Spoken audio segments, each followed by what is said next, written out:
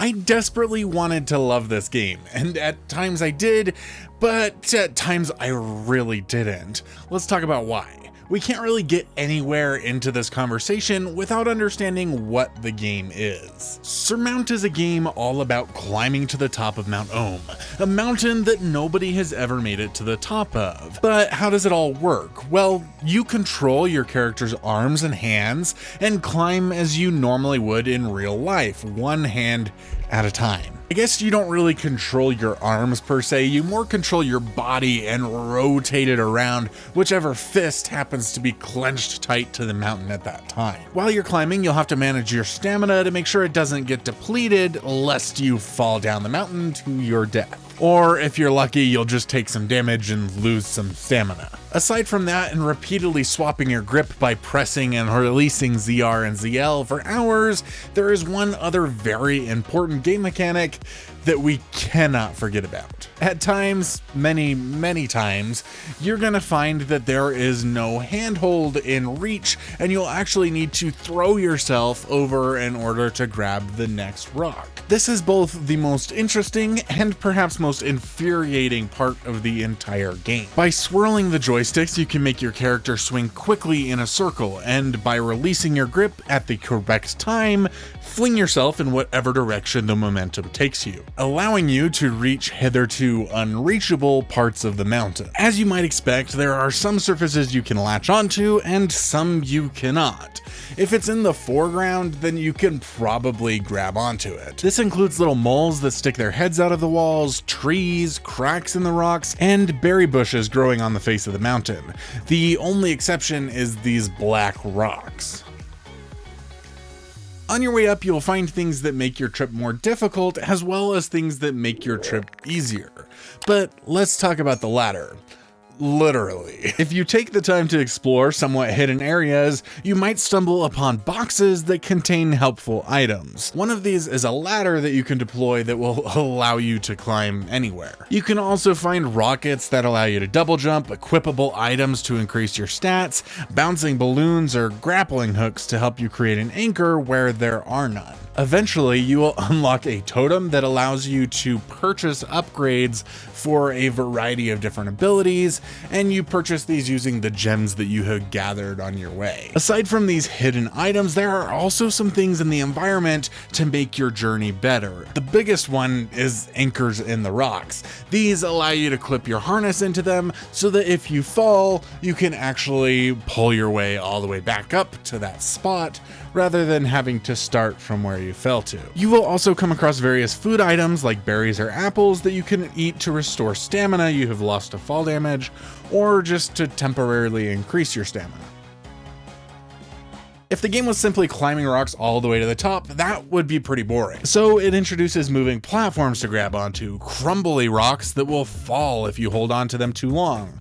Climbing on cracks makes it harder to spin. Spiky creatures will attach to your body to deplete your stamina faster and make it harder to jump. There are ice ledges that will start a cold meter and lead to you freezing up and falling if it reaches full capacity. Some levels also incorporate powerful winds that will blow you this way and that. These different challenges are all on top of the game getting more and more difficult the farther up the mountain you go. The game has a little bit of story about some weird spirit things and another climber who's making a TV show about making it up to the top, but the majority of this game is just about climbing. Mix that in with a variety of side quest levels where other characters will teach you new things or ask you to help put out fires, find where apples are coming from, or just join them for a picnic. These quests are all short one-off levels that are easy to restart if you fail. However, when climbing Mount Ohm, it's a little bit different. The mountain has 4 zones, each split up into 3 areas that you have to complete before you can make it to the next actual checkpoint. That is all just a description of how the game works, but what are our feelings on it? Why did we title the video the way we did? Is it worth playing or not worth playing? At times, it's super fun, until you get totally screwed over. I would find myself in solo just peacefully climbing the mountain and having a grand old time, only to send myself flying off in the wrong direction and fall all the way back to the beginning of the level, or fall to my death on the third level of a zone and have to restart the entire zone over. Even now, I don't know if this was a skill issue or just a badly designed game mechanic. Both Carly and I struggled timing our swings to send us in the right direction, even after fiddling with the settings. I got pretty good at it throughout the game, but even so would fairly frequently mess it up and go flying in the wrong direction. This would ruin the past half hour of my progress by making me have to start over entirely. This problem was amplified by the fact that there were just not enough anchors to tether yourself to on the climb. Understandably, there were less and less of these as you made it up the mountain until the last zone didn't have any at all. This kind of makes sense because you're supposed to be climbing the mountain to points where people have never made it to. But from a gameplay perspective, it sucks. On top of that, you can still die while attached to an anchor, and they disconnect when you get too far away from them. One of the most frustrating things that happened to me fairly frequently was launching myself so far, so fast, that I would end up landing on a distant plateau with no way off, and my anchor would just disconnect, leaving me with no option but to jump to my death. In some levels, there are not enough healing items to help you recover the needed stamina to progress, so if you took damage to your stamina, you're just kind of screwed. Occasionally, we are gluttons for punishment. We have been known in the past to spend hours and hours trying to beat a roguelite, and this game feels kind of like that, but the satisfaction just wasn't really there for us, and it's not what we expected.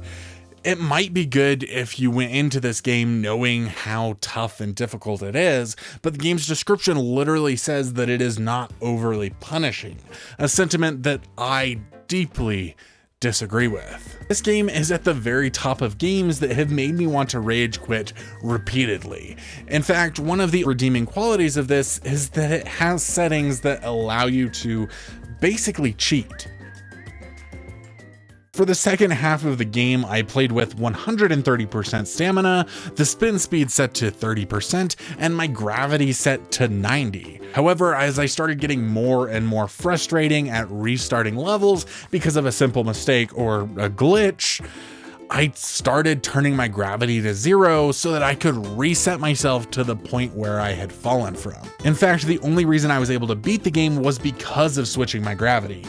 I never really used it to get to areas I never really made it to yet, but because of it, I was able to restart where I had fallen from and prevent myself from completely rage quitting the game and never seeing the ending. This was especially bad at the top of the mountain where there was lots of open space and no anchors to be found. I would have loved to save myself with anchors instead. Constantly opening up the settings, switching my gravity to 0 was not as satisfying, especially because it really did feel like cheating. I want to stress that this is not inherently a bad game. There are a lot of fun and well thought out game mechanics, along with fun art and a somewhat calming atmosphere as you make your way through. When the game was not overly punishing, I was actually enjoying making my way up the mountain. It just got to that difficult point too quickly and didn't mesh with the thoughts and ideas I had from seeing the game trailers and reading the game description. It's not really a game that we would recommend to the casual couples out there, but there are going to be gamers who absolutely love the grind of this game. Gamers who enjoy Bread and Fred, a game that we didn't even make it an hour in. If you're looking to find more co-op games, buy games on sale, or just ask somebody about a specific co-op game, go ahead and join our Discord. You can find the link in the description. We'd love to chat with you, and so would the rest of our community.